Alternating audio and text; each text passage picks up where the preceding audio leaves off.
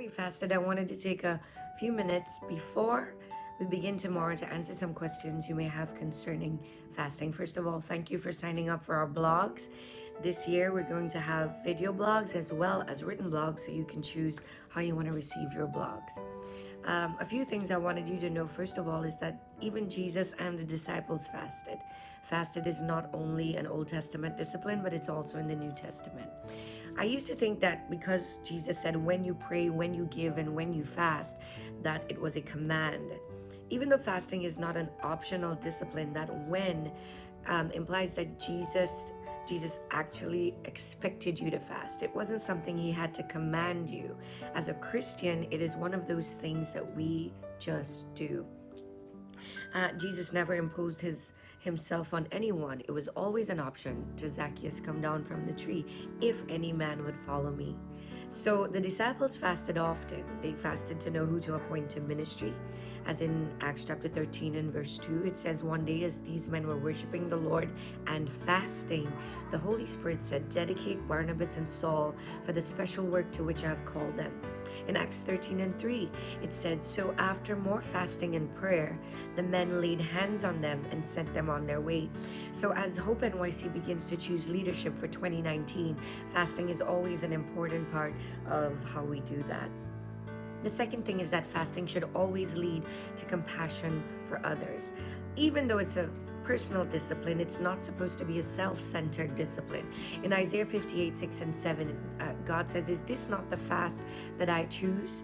To loose the bonds of injustice, to undo the thongs of the yoke and let the oppressed go free, to break every yoke. Is it not to share your bread with the hungry? Is it not to bring to liberty those who are captive and the homeless poor into your house?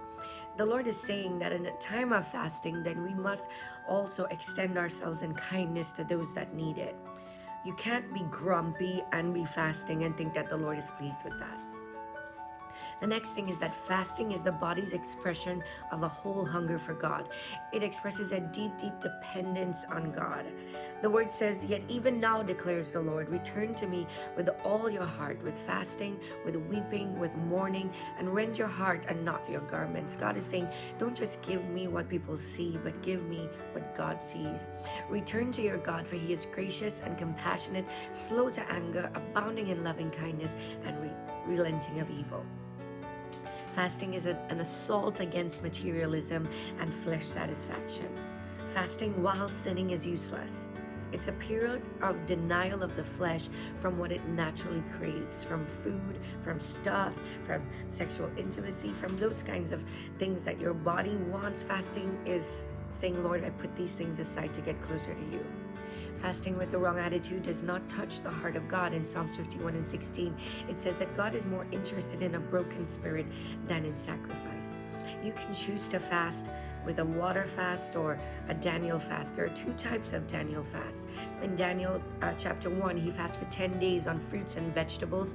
In another place, he abstains from meat and from breads and from sweets. You can do those things, or you can do as some people do and do a straight water fast, a straight juice fast. It is up to you. There are no rigid rules to this. The fasting that I'm doing is going to begin with a Daniel fast in the first week, which is fruit and vegetables, no starches, no sugars, no breads, nothing like that, no grains. Then the second week, it's just clear liquids, including things like coconut water, vitamin water, and then in the third week, just plain water. So if you guys would like to do that with me, you're welcome to do so.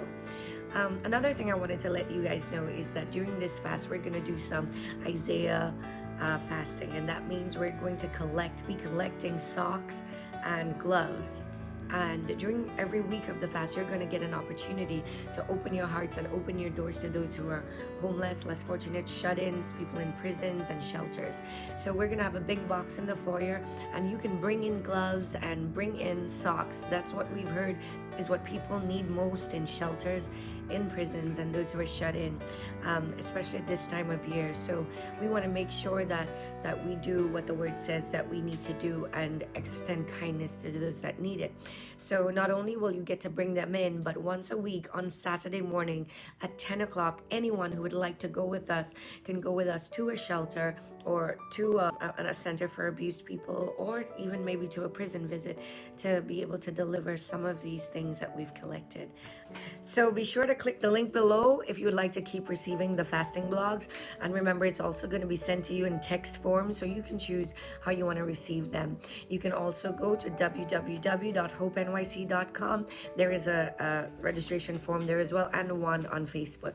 I love you. Good luck on your journey. God be with you. We'll do it together. It's going to be done before you know it. And we look forward to an exciting year. Get a fasting journal and write everything down, because this journey is going to be an exciting one. God bless.